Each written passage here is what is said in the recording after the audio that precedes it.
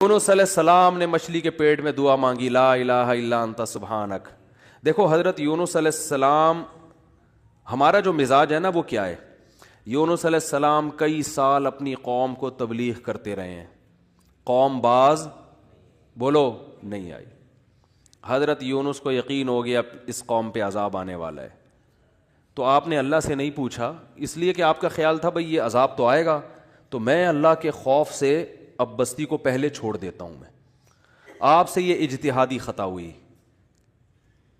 یہ اجتہادی خطا ہوئی کہ بھئی اللہ کی پرمیشن کے بغیر آپ نے قوم کو کیوں چھوڑا۔ حالانکہ اس اجتہادی غلطی کے پیچھے جو اس کی بیس تھی وہ بیس بہت اچھی تھی، وہ اللہ کا خوف اور اللہ کی خشیت، اللہ کے عذاب سے بھاگنا یہ تو حکم ہے نا۔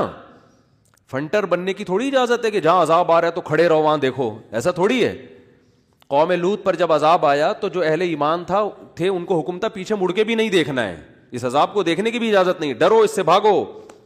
جب قوم عاد قوم سمود کی بستیوں سے نبی گزرتے تھے تو چہرے پہ کپڑا ڈال کے جلدی اپنی رفتار بڑھاتے تھے، بھئی یہ اس عذاب کو اپنی آنکھوں سے بھی نہ دیکھو، خوف پیدا ہوتا ہے اس سے۔ تو اتنا زیادہ آپ صلی اللہ علیہ وسلم خوف زدہ ہوتے تھے، تو اللہ کے عذاب سے تو دور بھاگنے کا حکم ہے۔ تو اب یہاں کیا ہے کہ حضرت یونس علیہ الصلوۃ والسلام اللہ کے عذاب کے ڈر سے اپنی قوم کو چھوڑ کر نکل گئے۔ یہ بیس بالکل ٹھیک ہے بھئی، جب اللہ کا وعدہ بھی یہی ہے کہ جو قوم ایمان نہیں لے کر آئے گی تو میں اس کو تباہ کر دوں گا، تو حضرت یونس علیہ السلام کو خیال ہوا کہ بھئی یہاں سے نکل جاؤ۔ جب بیٹھے ہیں کشتی میں، کشتی ڈوبنے لگی تو ملا نے کہا بھئی وزن کشتی میں زیادہ ہے، ایک آدمی کو نیچے اترنا پڑے گا ورنہ سب ڈوب جائیں گے۔ کون اترے گا بھئی؟ قرآن اندازی ہونی چاہیے۔ قرآن اندازی میں نام کس کا آیا؟ یونس علیہ السلام۔ تو بتاؤ ہم ہوتے، ہم کہتے ساری زندگی تبلیغ کرتا رہا، اب جب عذاب آنے والا ہے تو اللہ کے خوف سے ہی نکلا میں، اس کا صلہ یہ مل رہا ہے کہ ڈوبنے والا کون ہے؟ بولو میں ہی ہوں۔ بھائی مجھے تو زیادہ پروٹوکول، اللہ تعالیٰ کو 6 کشتیاں میرے لیے پہلے سے سمندر میں رکھنی چاہیے تھی نا، کیا ہو گیا؟ یہ ہماری سوچ تو یہی ہے کہ میں نے چونکہ فجر کی نماز پڑھی ہے تو میری دکان پہ کسٹمر 6 گنا زیادہ آنے چاہیے، پیسے سارے وہ کما رہے ہیں، نمازیں میں پڑھ رہا ہوں۔ اچھا میرے پر لوگ اعتراض یہ بھی کرتے ہیں کہ احتیاط اس نے کی، اس کو کرونا ہو گیا اس نے احتیاط نہیں کی، اس کو نہیں ہوا، یہ مفتی لوگوں کو الو بنا رہا ہے۔ تو بالکل یہی ہے کہ نماز میں پڑھ رہا ہوں، روٹی کس کو مل رہی ہے؟ اس کو مل رہی ہے۔ احتیاط میں کہہ رہا ہوں، وہ کرونا بھی مجھے ہی ہو رہا ہے ٹھیک ہے نا، ٹھیک ہے نا۔ تو اب اللہ سے تھوڑی کوئی لڑ سکتا ہے بھائی، تو اللہ کی مرضی، جو اب احتیاط کے باوجود بھی کسی کو بیماری لگا دے، اور ایسے ہے گلے مل رہے ہیں اور روزانہ چھینک رہے ہیں ایک دوسرے کے منہ پہ، انہیں کچھ نہیں ہو رہا، وہ تو اب اللہ کی مرضی، اللہ سے تھوڑی کوئی لڑ سکتا ہے۔ لیکن ہم تو ظاہر کے مکلف ہیں نا، ہم تو اسباب کے مکلف ہیں، تو اس لیے حکم دیا جاتا ہے احتیاط کا۔ تو خیر جب تک کرونا ختم نہیں ہوگا ہم بھی آپ کا پیچھا نہیں چھوڑیں گے، یہ ذہن میں رکھو آپ۔ تھوڑا تھوڑا جیسے 4 شادیاں آتی ہیں نا تڑکے میں، اس طرح یہ بھی آتا رہے گا تڑکے میں، کیونکہ لوگ نہیں کر رہے احتیاط تو کیا کریں۔ اچھا خیر بات ہی کہاں چل رہی تھی؟ تو یونس علیہ السلام کی جگہ ہم ہوتے تو بھائی ہماری حالت کیا ہوتی ہے۔ اللہ جیسے تبلیغ میں ہم میں سے کوئی گیا ہوا ہوتا 4 مہینے کے لیے، 4 مہینے کے لیے تبلیغ میں نکلے ہوتے، اللہ کے راستے میں واپس آ رہے ہوتے تو پتہ چلا کچھ یعنی کنوینس ہی نہیں مل رہی، پولیس والے پکڑ کے لے گئے، کسی کیس میں بند کر دیا، تو کیا وسوسے آتے ہیں دماغ میں۔ جیسے حج کرنے گئے نا، ایک آدمی حج کرنے گیا، لٹ گیا وہاں پہ نا جیب کتروں نے تو وہ کہہ رہے اللہ میں نے تو سنا تھا حاجی تیرے مہمان ہوتے ہیں، تو ہم نے تو دنیا میں کسی کو نہیں دیکھا کسی نے اپنے مہمان کس کی یہ انسلٹ کی ہو ٹھیک ہے نا، ہم نے تو نہیں دیکھا، میں تیرا مہمان بن گیا اور کچھ بھی نہیں بچا میرے پاس، سب کچھ ہی لٹ گیا۔ تو جلا ہوا آدمی تھا۔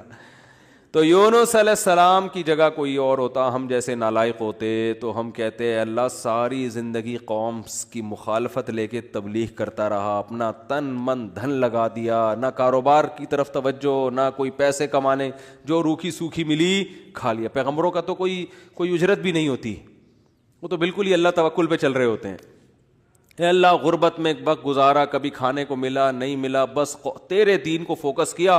اب جب عذاب آنے والا ہے تیرا اس قوم پہ، تو تیرے خوف سے نکلا میں، جو تیرا ہی حکم ہے کہ مجھ سے ڈرو، میرے عذاب سے ڈرو۔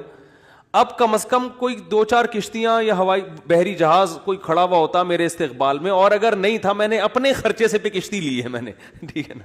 ذمہ داری کس کی بنتی تھی؟ اللہ, ذمہ داری تیری بنتی تھی کہ کشتی کا انتظام تیری طرف سے ہو. بھائی گورنمنٹ اگر کسی فوجی کو کسی مہم پہ بھیجتی ہے, اب جو امریکہ کے فوجی افغانستان آئے ہوئے ہیں ان کو باعزت واپس نکالنا کس کی ذمہ داری ہے؟ بولو نا, امریکہ کی ذمہ داری ہے نا. تو تبھی تو فوجی کہہ رہے ہیں بھائی تم نے ہمیں عزت کے ساتھ جب بھیجا ہے تو عزت کے ساتھ پٹھانوں سے بچا کے نکالنا کس کی ذمہ داری ہے؟ یہ امریکہ کی ذمہ داری ہے نا.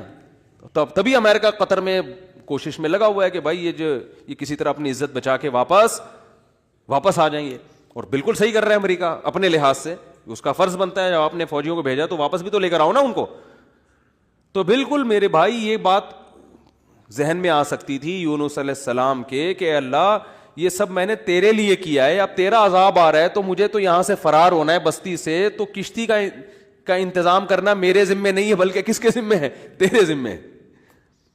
چلو میں نے اپنے خرچے پہ کر لی. اب اے اللہ تو خود ہی اگر ڈوب رہی, اول تو ڈوبنی نہیں چاہیے, تجھے تو یہ طاقت ہے کہ 100 آدمی بھی کشتی میں بیٹھ جائیں, جب تک تیری مرضی نہیں ہوگی کشتی کلٹی, بولو, نہیں ہوگی, یہ نہیں کلٹی ہو سکتی. دوسری آزمائش تو نے یہ اس آزمائش میں ڈال دے گی, کشتی کلٹی ہو رہی ہے. اور اگر کلٹی ہو بھی رہی ہے تو ایسے نالائق لوگ اس کشتی میں بیٹھے ہوئے ہیں. کار آمد تو صرف اس میں یونس علیہ السلام تھے, باقی تو سارے نالائق, کیونکہ مشرک لوگ تھے سارے, بت پرست, پان گٹکے والے, سگریٹ والے, تمباکو والے, سارے اس میں بیٹھے ہوئے ہیں. وہ تو پتہ نہیں کیا کیا نشہ کرتے ہوں گے, سارے ایک نمبر کے چور یہاں بیٹھے ہوئے ہیں کشتی میں. تو اللہ ان میں سے کسی کو تو خود ہی جو ہے نا ڈلوا دیتا. اور قرآن اندازی ہو رہی ہے تو نام کس کا آ رہا ہے؟ میرا نام آ رہا ہے, جس نے ساری زندگی تبلیغ کی. تو اور پھر کمال یہ کہ بڑی آزمائش کیا کہ چلو کشتی میں اگر چھلانگ لگا کے نیچے گرنا ہی تھا, ان لوگوں نے ڈال دیا بھائی آپ کا نام آیا آپ کو اترنا پڑے گا. تو تیرنے کا آپشن ہوتا ہے, کہیں تیرتے رہیں گے, کوئی ٹیلا آ گیا وہاں بیٹھ گئے, یا کسی نے دیکھ لیا کوئی رسی پھینک دی, جیسے یا کہیں کنارے پہ اتر گئے, جیسے ہی چھلانگ لگائی ہے ایک اور بڑی آفت, سمندر کی مچھلی نے آپ کو نگل لیا. کتنا خوف, ایک حرف زبان سے ناشکری کا نہیں نکل رہا پیغمبر کی کہ اللہ مروا دیا تو نے. تو یہ کیا خوف ہوتا ہے, سمندر کا اپنا ایک خوف ہے بھائی, کبھی یہاں نہیں سمجھ میں آئے گا, جاؤ سمندر میں جا کے پتہ چلے گا. اور قرآن سے پتہ چلتا ہے رات کا وقت تھا, اندھیرا تھا, اندھیرے میں بہت, کیونکہ فنادا فی الظلمات, فی الظلمہ نہیں ہے کہ اندھیرے میں پکارا, اندھیرے